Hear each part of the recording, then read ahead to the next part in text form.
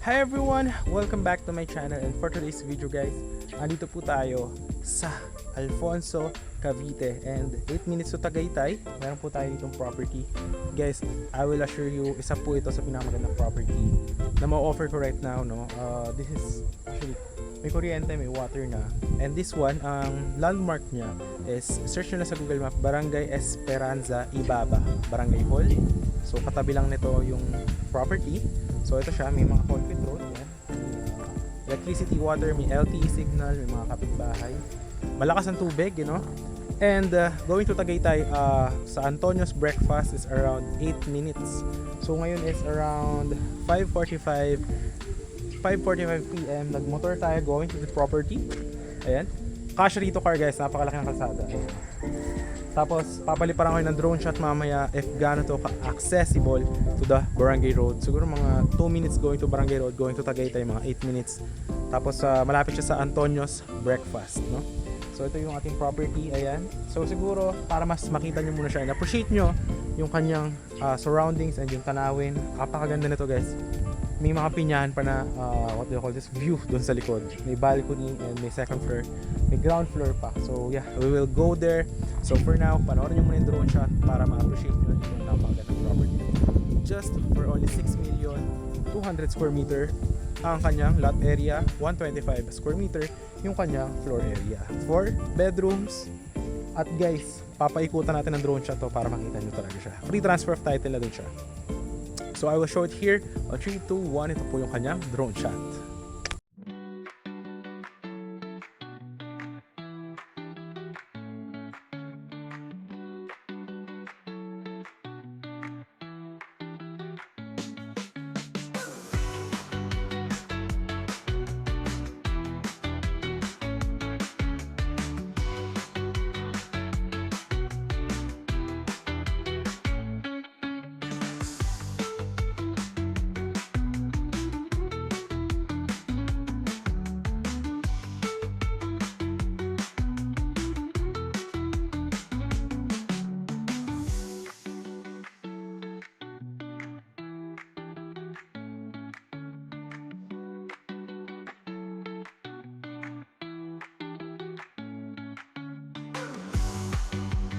So yun guys, nakita nyo naman drone shot niya. Napakalapit niya na sa Tagaytay. If you saw it, Barangay Hall, Esperanza Ibaba, Alfonso, going to Tagaytay, 8 minutes to 10 minutes, that's it.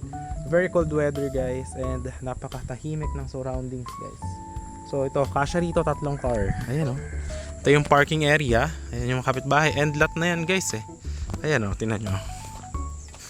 So here, yan. Kita nyo yung view.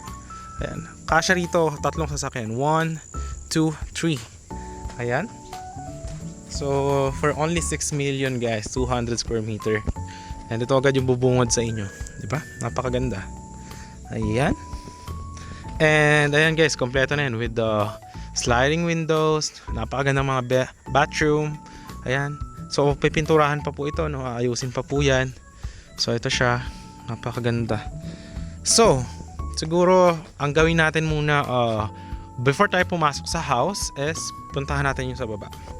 Ayan. So para makita nyo yung kanyang what do you call this? Yung backyard mo dito sa baba, underground from the parking. Ayan. So this is it, no? And guys, napakaganda ng view. Tingnan nyo mga pinyahan, no? Di ba? Ayan guys. Ayan, tingnan nyo. Ayan yung kanyang napakagandang mga open rooms. Ayan, tingnan nyo. Ito yung kanyang, pwede dito guys, lagyan nyo ng swimming pool. Ayan o. Napakalamig guys, overlooking. So gabi, mag party kayo dito. Swimming pool, tingnan nyo naman yung view. Mga pinyahan. Ayan o, napakatahimik. At malamig guys, tingnan nyo yung hagos. Kumpas ng mga puno. Ayan guys, tingnan nyo. Ito yung inyong kwarto dito. Tapos ito, napakalaki. As in good for rest house. May balcony. Tapos meron pa ron 3rd floor. Ayan o. Tapos meron pang balcony doon sa kabila. Ayan o. Hindi po ba napakaganda? Ayan o.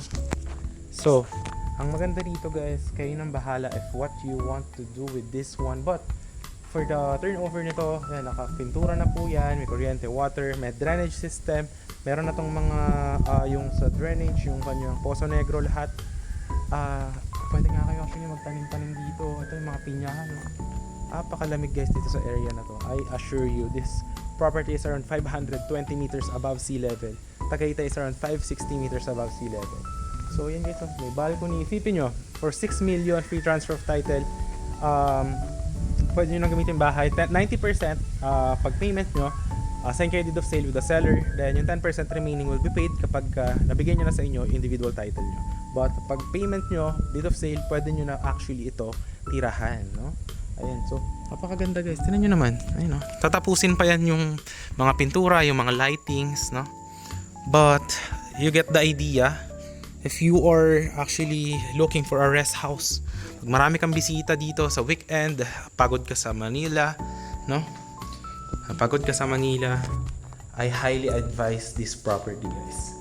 Napakaganda. Laki na to. Tingnan nyo. Meron dyan swimming pool or ihaw-ihaw kayo pag weekend. Yung 6 million guys for this price of this one, I assure you wala kayong mahanap na ganitong kamura na property na just 5 to 8 minutes from Tagaytay. Breakfast at Antonio's.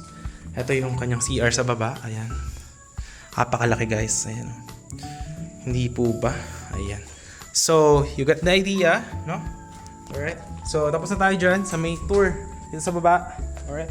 So, ngayon, akyat naman tayo. Puntahan naman natin yung dito sa may living room going to the 3rd floor. So, tara, let's go.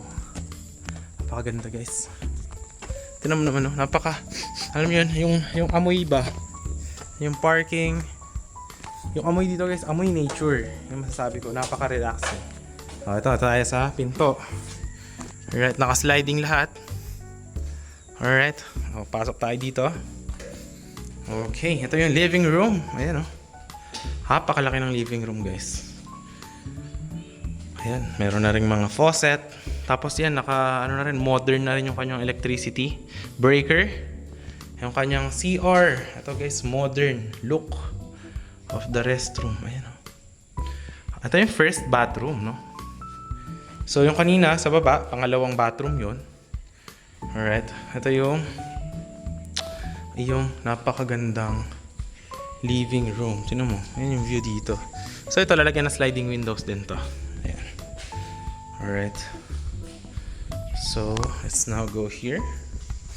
Ito naman yung parang kumbaga, maganda to gawin master's bedroom eh. Tingnan nyo, ayan.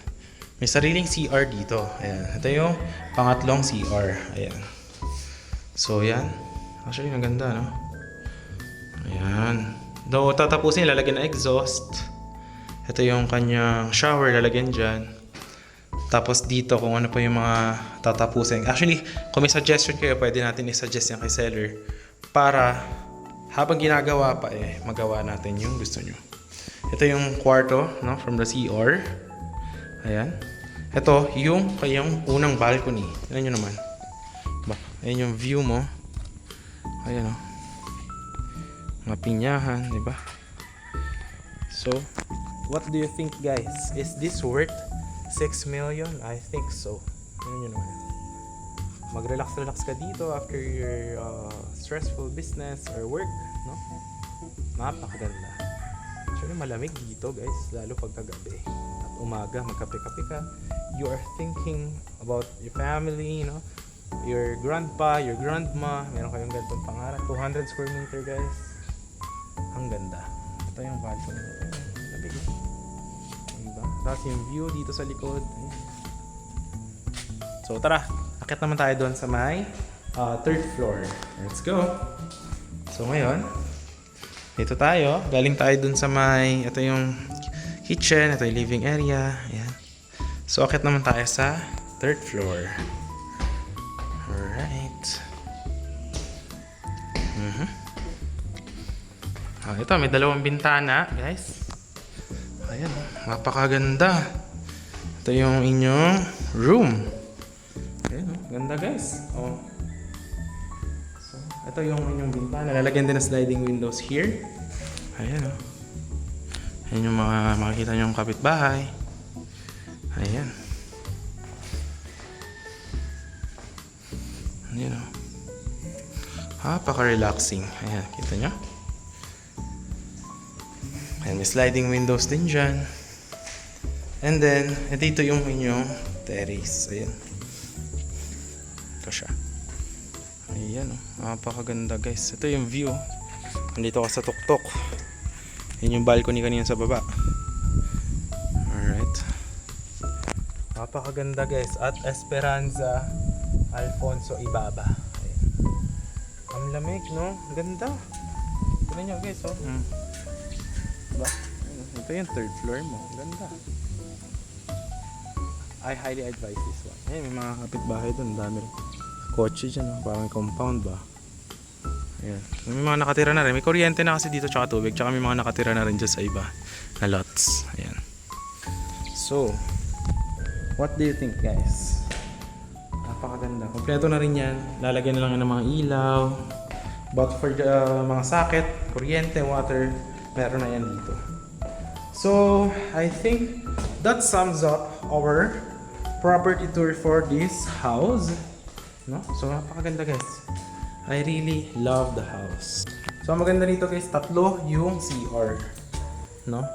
And, kung nakita nyo, ang maganda dito, yung seller is kung ano yung mga gusto mo, pwede natin yung pag-usapan and work out if kaya, no? But yeah, this is the house for only 6 million.